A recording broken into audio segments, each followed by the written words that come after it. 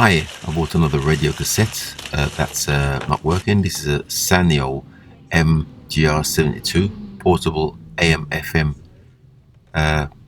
Walkman radio cassette, and this label looks like it's from Argus, obviously back in the day, probably early 90s or late 80s, and it comes with the original box and packaging. Packaging is slightly damaged, but I'll just pop it out. Only cost me £11.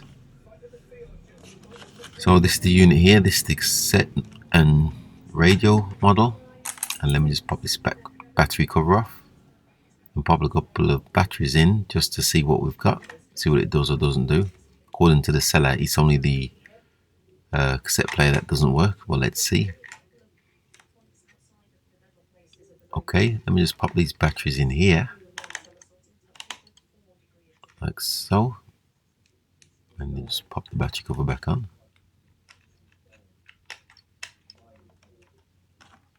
And then I'll just plug into this portable speaker rather than the headphones, so I can hear what's going on. And radio seems to be working okay. It just happened. It just went into the diary. Apparently, I'm planning an.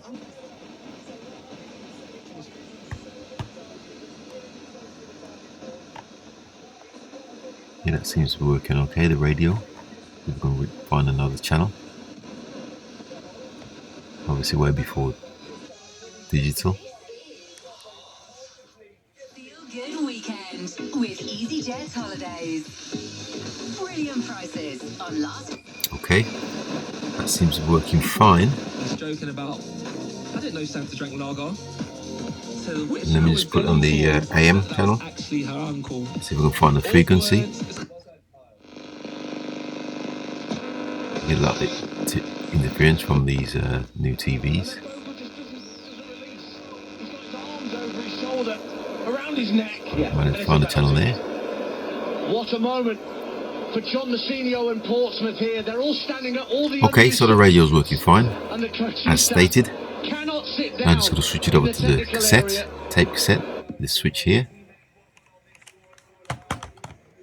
and let me just open it up inside. See if anything's turning. Looks pretty clean inside and out.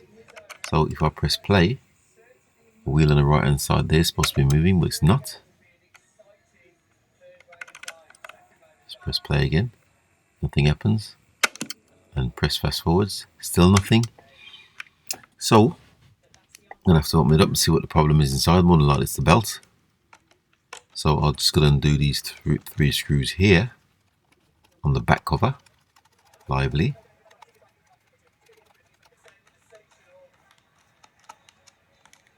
Let's take the screws out, and then there's just one more screw beyond this belt clip which I've got to remove first. Just put some screwdriver in there and slide it down. I've got it halfway down there, so if I just slide this belt clip out of the way,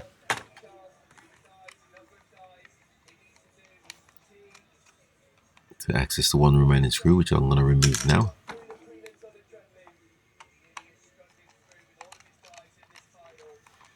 And this cassette player only has forwards and play. There's no rewind or direction on it. Quite simple. Okay, so if I remove this back cover,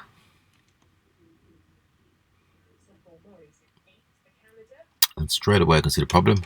The belt has come off. This usually melts, but this one has just come off. And let me just freeze frame it here and show you. That's the belt there, and it's supposed to be attached to the top wheel, which is the capstan, and the bottom one, which is the drive motor. So let me see if I can refit it. It does feel a bit stretchy and soft, and that's probably why it's come off. It hasn't quite melted like they usually do. So I'll put the belt on and just turn the motor, and that seems to be working fine. However, there's obviously a problem with this belt. It's slightly stretchy, so I'm just going to discard that.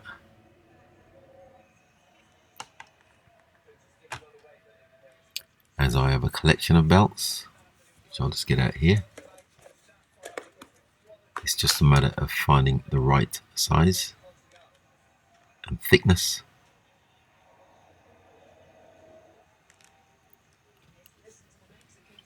Well, that one's a little bit thick. Okay, I managed to find the right thickness belt and size, so it's simple on this one because it's only got play and rewind. It's just one pulley, one onto the motor, one onto the capstan, you can see there, and I'll just spin it, make sure the belt's nice and flat and even. I'll put the batteries in, so if I press play, and you can hear there it's playing the tape.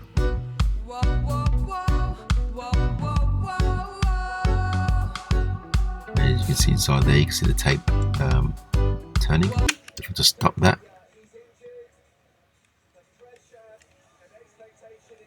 and try the fast forwards, you can see there the cassette's moving inside there.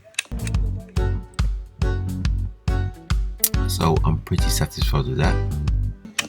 Let me just take the cassette out and try side B, as this player doesn't have a directional. And that seems to be working fine also.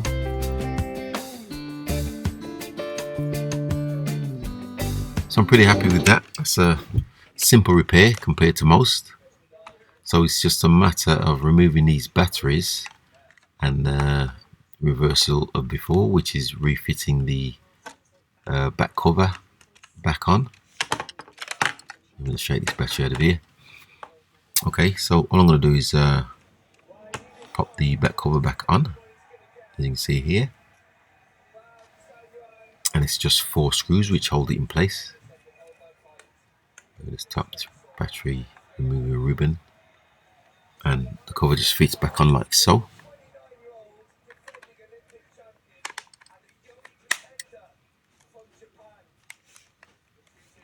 Okay, so it's just a matter of popping the screws, the 4 screws back in place and tightening them up.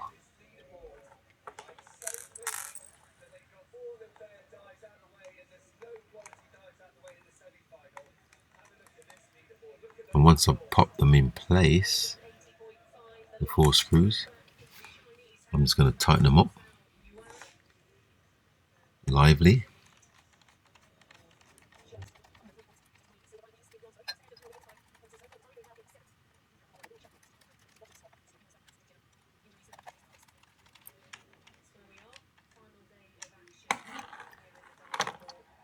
Alright, okay, all the screws have been fitted. Just going to pop the battery in, give it a final test. Now it's all put back together. Just pop the battery in there and put the battery cover on. Slides under there like so. Give it a try.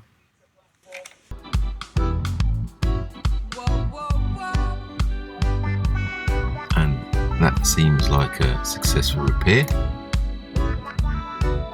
So I'm pretty happy with that. So let me just take the cassette out and turn it round.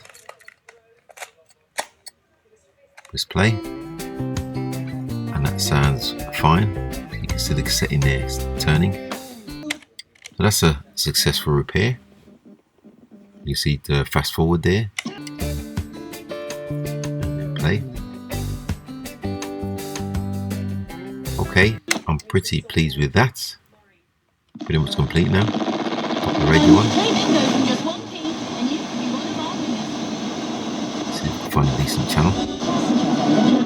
With Jonathan Ross. All-time favourites, new releases, the lot. Okay. I'd love you to join me. Thanks for watching once again, and please subscribe. Listen on your radio and on Global Player. Friday and Saturday evenings.